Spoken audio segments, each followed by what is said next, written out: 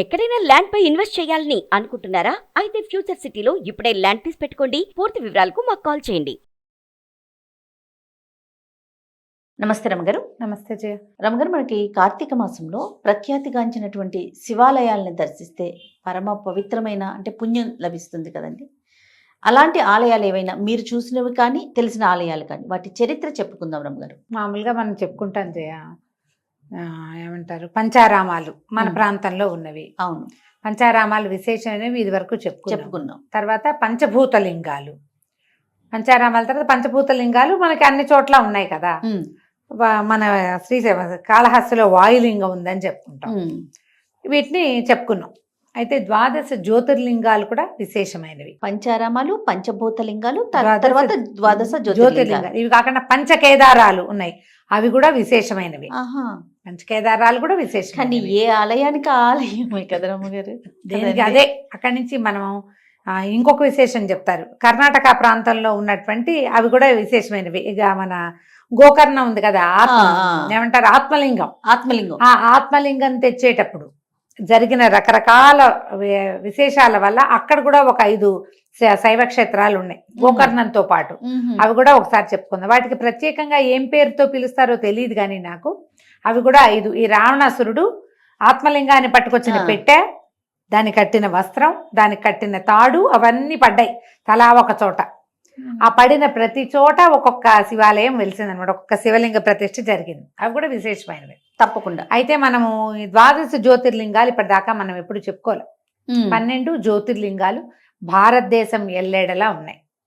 జ్యోతిర్లింగాలకి ఒక ప్రత్యేకమైన స్తోత్రం కూడా ఉంది. సౌరాష్ట్రే సోమనాథంచ శ్రీశైలే మల్లికార్జునం అని చెప్తారు. 12 జ్యోతిర్లింగాల్ని రోజుకు ఒక్కసారైనా కనుక మనం తలుచుకుంటే, ఒకసారి చదువుకుంటే ఆ స్తోత్రం మోక్షం లభిస్తుంది. వాటి పేర్లు చెప్పుకున్నా కూడా ఇవన్నీ ప్రత్యేకమైనవే కదా. ఇప్పుడు అమ్మవారి ఇవి అష్టాదశ శక్తి పీఠాలకు ఒక స్తోత్రం ఉంది. అవునండి. ద్వాదశ జ్యోతిర్లింగ స్తోత్రం కూడా ఒక ప్రత్యేకంగా చెప్పబడుతుంది. ఇందులో 1-2 క్షేత్రాలు కొంచెం డిఫర్ అవుతూ ఉంటాయి. అసలు నిజానికి జ్యోతిర్లింగాలు 64 అని, అందులో 12 ప్రఖ్యాతమైనవిగాను చెప్తారు. జ్యోతిర్లింగం అంటే ఏమిటి? లింగరూపిగా ఆరాధించబడతాడు పరమేశ్వరుడు. ఆయన ప్రకాశవంతమైన లింగ స్వరూపంలో ఉన్నవి జ్యోతిర్లింగాలు. జ్యోతి అంటే ప్రజ్వలన, ఎక్కువ వెలుగు కలిగింది. స్వామి తను పరమేశ్వరుడు అక్కడ నిలబడి ఉన్నాడు, కూర్చుని ఉన్నాడు. ఆయన యొక్క ప్రత్యక్షము అక్కడ ఎక్కువగా ఉంది. ఎక్కడ ఎక్కువగా ఉందో వాటిని జ్యోతిర్లింగాలుగా చెప్పబడ్డాయి అన్నమాట.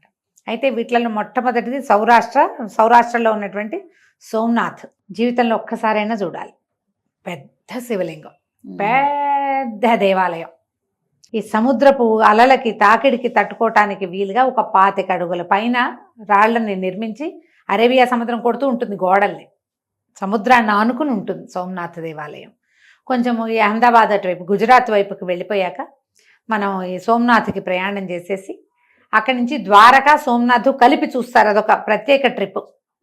అవును, ముందు సోమనాథ్ వెళ్ళాక అక్కడి నుంచి ట్రావెల్ చేసి ద్వారకకి వెళ్తారు. అదే సముద్ర తీరంలో ఇంకొక చోట ఉందన్నమాట కొంచెం ముందుకు. ఇదంతా ఒక లైన్ ప్రకారం వెళ్తుంది. అవును. ద్వారక నుంచి ఈ సోమనాథ్కి వచ్చే దారి అప్పట్లో రథాలతోటి వచ్చేసేవాళ్ళట. ఇప్పుడు మనం కొంచెం టైం పడుతుంది. మధ్యలో పోర్బందరు అవి కూడా కనపడతాయి మనకి. ప్రభాస క్షేత్రం అని వాళ్ళు పూర్వం. ఈ ప్రభాస తీర్థానికి బలరాముడు తరచుగా వచ్చి తపస్సు చేసుకునేవాడని చెప్తారు.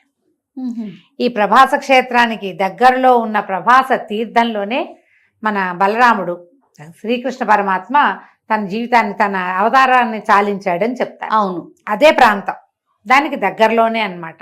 ఓకే. అయితే ఇక్కడ ఈ ప్రత్యేకంగా కనపడేటువంటి సోమనాథుడు, సోమ అని ఉందంటే చంద్రుడు. చంద్రుడు ప్రతిష్ఠ చేసినటువంటి శివలింగం. దీనికి ముందు కథ ఏం చెప్తారు సోమనాథ్కి? చంద్రుడు దక్ష ప్రజాపతి తాలూకు కుమార్తెలైన 27 మంది తారలని వివాహం చేసుకున్నాడు. ఆయన ఏం చేశాడంటే తన కుమార్తెల్ని సతీదేవినేమో పరమేశ్వరుడికి ఇచ్చి 27 నక్షత్రకాంతలు అశ్వని భరణి కృతికా రోహిణి పేర్లు కలిగినటువంటి 27 మందిని చంద్రుడికి ఇచ్చి వివాహం చేశాడు. ఓకే. శివుడు చంద్రుడు తోడల్లుళ్ళు, కో బ్రదర్స్ అన్నమాట. అయితే ఏమైంది, ఈ చంద్రుడికి ఈ 27 మందిలో రోహిణి అంటే చాలా ఇష్టం. ఆమెతో ఎక్కువ గడిపేవాడు.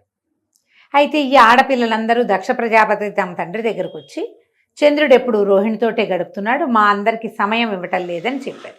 చెప్పేసరికి ఆయన చంద్రుడిని పిలిచి కేకలేశాడు, ఇట్లా చేయొద్దు, నీకు 27 మంది ఆడపిల్లల్ని ఇచ్చా, 27 మందిని నువ్వు సంతృప్తి పరచాలి, నువ్వు రోహిణితోటే ఉండి మిగిలిన వాళ్ళు వదిలేస్తే కుదరదు, అట్లా చెయ్యొద్దు అన్నాడు. సరేనన్నాడు. కానీ చంద్రుడు తన గుణం మార్చుకోలేదు, రోహిణితోటే గడిపేవాడు. మళ్ళీ ఆ అమ్మాయిలంతా వచ్చి తండ్రికి చెప్పారు.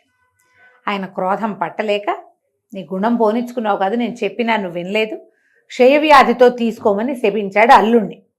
దక్ష ప్రజాపతి ఒక విపరీతమైన క్యారెక్టర్గా కనపడుతుంది మనకి పురాణాల్లో. అవును. ఆయన నిరీశ్వర యాగం చేశాడు, భగవంతుడే లేకుండా యాగం చేశాడు, పెద్దల్లుడు లేకుండా యాగం చేశాడు, చిన్నల్లుడేమో క్షయతో వ్యాధితో తీసుకోమని చెప్పించాడు. దాంతో చంద్రుడికి ఏం చేయాలో తెలియలే. క్షయతో క్షీణించడం, క్షయ అంటే ఇంచుమించు టీబీ, అవును, తగ్గిపోవటం అన్నమాట. ఆయన పరమ దుఃఖంతో బ్రహ్మదేవుడి దగ్గరికి వెళ్తే బ్రహ్మ అన్నాడు, నేను చేయగలిగేది ఏం లేదు, అతను నా మాట వినడు, నువ్వు శివుడి దగ్గరికి వెళ్ళు, పరమేశ్వరుడు నీకు సమాధానం పెడతాడు. పరమేశ్వరుడి దగ్గరికి వెళ్ళేసరికి పరమేశ్వరుడు అన్నాడు, ఒక పని చేద్దాం, దీన్ని కొంచెం సడలిస్తా, ఈ క్షయవ్యాధి పోగొట్టుకోవడానికి నువ్వు తపస్సు చేసుకో. ఏం చెయ్యొచ్చు, నువ్వు క్షీణించను అంటే నెలలో 15 రోజులు క్షీణించి 15 రోజులు సాధారణంగా ఉండేది తీసుకుందుగా దక్ష ప్రజాపతిని ఒప్పించి ఆ శాపాన్ని ఇలా మరల్చారనమాట. క్షయచంద్రుడు ఎప్పుడైతే క్షీణించి ఉన్న చంద్రుడిగా ఉన్నాడో ఆ చంద్రకళని నేను ధరిస్తాను నిన్ను సంతోషపెట్టడానికి. క్షీణించి నా జీవితం వృధా అయిపోయింది అనుకోద్దు, వంకగా ఉంటావు, నువ్వు సన్నబడిపోతావు, ఆ చంద్రవంకని నేను ధరిస్తానని చంద్రచూడుడైపోయాడు పరమేశ్వరుడు. ఎంతో తపస్సు చేశాడు చంద్రుడు, చాలా తపస్సు చేసి ఆయన్ని మెప్పించి ఈ వరాన్ని పొందాడు. ఓహో, అప్పుడు నెలలో 15 రోజులు క్షీణించి 15 రోజులు వృద్ధిలో ఉండే అవకాశాన్ని తీసుకున్నాడు. మనం అదే కదా చూస్తుంటాం. అవును. అయితే ఆ చంద్రుడు తన తపస్సు తర్వాత పరమేశ్వరుని ఇక్కడ ప్రతిష్ఠ చేశాడు. పరమేశ్వరుడు ప్రతిష్ఠ తర్వాతే ఆయనకి ఈ వరం లభించిందనమాట. అందుకని సోమనాథుడుగా ఇక్కడ ప్రఖ్యాతిగాంచాడు. చంద్రుడు మొట్టమొదట ఈ దేవాలయం నిర్మించినప్పుడు బంగారంతో నిర్మించాడు. బంగారు దేవాలయం. ఓకే. తర్వాత కాలంలో చంద్రుడి తర్వాత ఈ దేవాలయాన్ని రావణాసురుడు వెండితో నిర్మించాడని చెప్తారు. తర్వాత కృష్ణ పరమాత్మ కూడా నిర్మించాడు, ఎందుకంటే ఆయన ప్రాంతమే కదా ఇది. ఆయనేమో చెక్కతోటి నిర్మించాడట.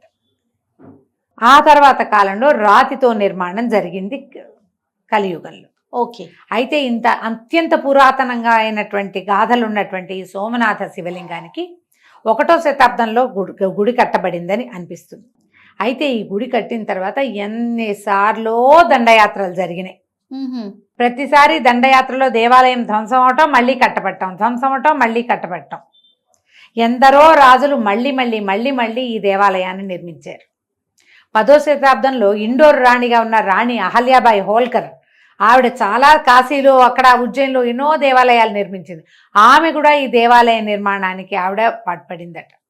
ఆవిడ కూడా ఆ తర్వాత శతాబ్దాల్లో కూడా ఈ అల్లావుద్దీన్ ఖిల్జీ అని ఇంకోడని ఎంతమందో, ఏంటంటే ఎంతో సంపద కలిగినటువంటి ఆలయం అది. పైగా ఈ పరమేశ్వరుడికి భక్తితో లింగరూపిగా వెలిసి ఉన్నటువంటి పరమాత్మకి భక్తులు సమర్పించేవి వాటిని ఆస్తుల్ని కొల్లగొట్టడానికే ఈ ముస్లిం పాలకులకి ఎంతమందో. దండయాత్రలు అనగానే ఎక్కువ భాగం తురుష్కులే, వాళ్ళే. అవునండి. అయితే ప్రతిసారి దేవాలయం ఒక్కొక్కసారి అయితే లింగాన్ని బద్దలుగొట్టడానికి కూడా చూశారు, పగలగొట్టేయటానికి కూడా, కానీ పగలగొట్టబడలేదట. ఆ చంద్రుడు ప్రతిష్ఠ చేసిన లింగమే ఉన్నదంటారు. కొద్దిగా చిన్న చిన్న మార్పులు ఏమైనా జరిగి ఉండొచ్చు. అయితే తర్వాత మనకి స్వాతంత్రం వచ్చాక మళ్ళీ ఈ దేవాలయం నిర్మించబడింది, పునర్నిర్మించారు. మన సర్దార్ వల్లభాయ్ పటేల్ కాలంలోనే మొదలుపెట్టారు.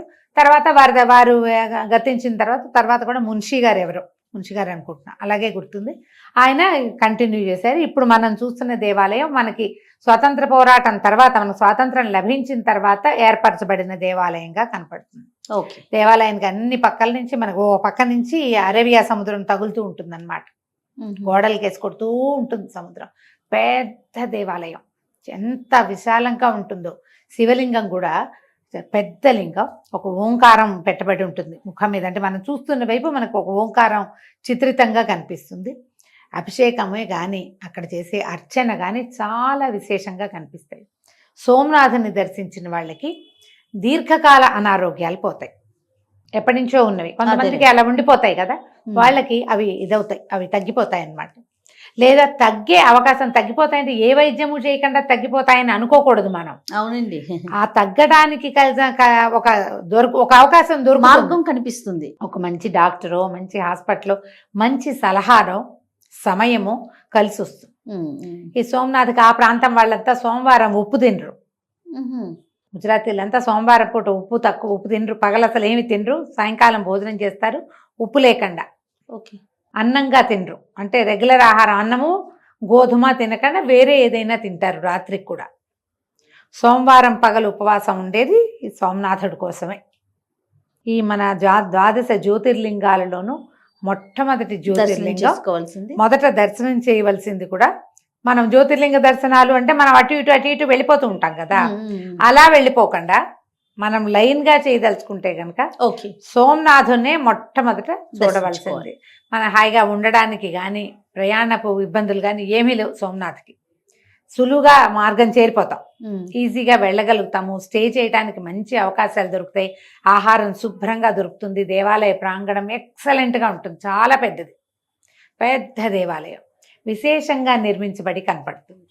అవకాశం ఉన్నవాళ్ళు కార్తీక మాసం పరమ పుణ్యప్రదమైన రోజులు చెప్పుకోవటమే ఒక అదృష్టం. అవునండి, ఎవరికి అవకాశం ఉంటే వాళ్ళు ఒకసారి ఇప్పుడు కార్తీకం లేకపోతే మార్గశిరంలో చూద్దాం, కనీసం విషయమైనా విన్నాం కదా. ఖచ్చితంగా అవకాశం ఉంటే దర్శనం చేసుకోవచ్చు. తప్పకుండా రమ్మగారు. నమస్తే. నమస్తే జయ.